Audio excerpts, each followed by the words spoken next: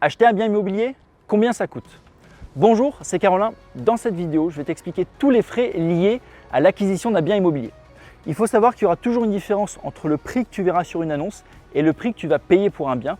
Et c'est pour ça que j'ai choisi de te faire cette vidéo, pour vraiment te détailler tous les frais que tu vas devoir payer lorsque tu vas acheter un bien. Et ce, que ce soit pour n'importe quel bien, que ce soit pour un immeuble, pour un appartement ou pour une maison. Premièrement, tu as les frais liés au crédit. Lorsque tu vas faire un crédit à ta banque, la banque ou même un courtier te demandera des frais de dossier. Alors sache que tu peux les négocier et il est possible de ne pas les payer, mais en général, ces frais sont de l'ordre de 0 jusqu'à 1000 €. Ensuite, tu as les intérêts de crédit. Les intérêts de crédit représentent la rémunération de la banque. Lorsque tu empruntes par exemple 100 000 €, la banque va te demander un taux d'intérêt de environ 1% actuellement. En plus des taux d'intérêt, la banque t'obligera à souscrire une assurance en cas de décès ou d'invalidité. Celle-ci est minime, ça va se rajouter à ton taux d'intérêt et on est aux alentours de 0,2 jusqu'à 0,5, 0,7%. Donc actuellement, on est à des taux historiquement bas, je le répète. Si tu empruntes 100 000 € sur 20 ans, tu vas payer peut-être 1,5% d'intérêt pour la totalité, c'est-à-dire pour les intérêts de la banque et pour l'assurance du crédit. Ensuite, tu as des autres frais. Lorsque tu fais un crédit, la banque a deux solutions pour garantir ce prêt. Première solution, elle passe par une société de cautionnement, par exemple Crédit Logement. C'est-à-dire que lorsque tu vas envoyer ton dossier de crédit à la banque va le valider. Ensuite, elle va envoyer ton dossier à un organisme de cautionnement, à Crédit Logement. Et si Crédit Logement valide ton dossier de crédit, à ce moment-là, si un jour tu ne payes plus tes mensualités de crédit, la banque se retournera vers cette société de cautionnement et c'est cette société de cautionnement qui payera tes mensualités. Cette solution est une solution quasiment gratuite. Ça n'engendrera pas de frais supplémentaires. Par contre, il est possible que ta banque te demande de faire une hypothèque. C'est-à-dire qu'à ce moment-là, elle va prendre une hypothèque sur ton bien. Elle ne passera pas par une société de cautionnement. Et si tu ne payes plus tes mensualités de crédit, elle viendra saisir le bien, le revendra aux enchères et se servira de la vente de ce bien aux enchères pour se rembourser.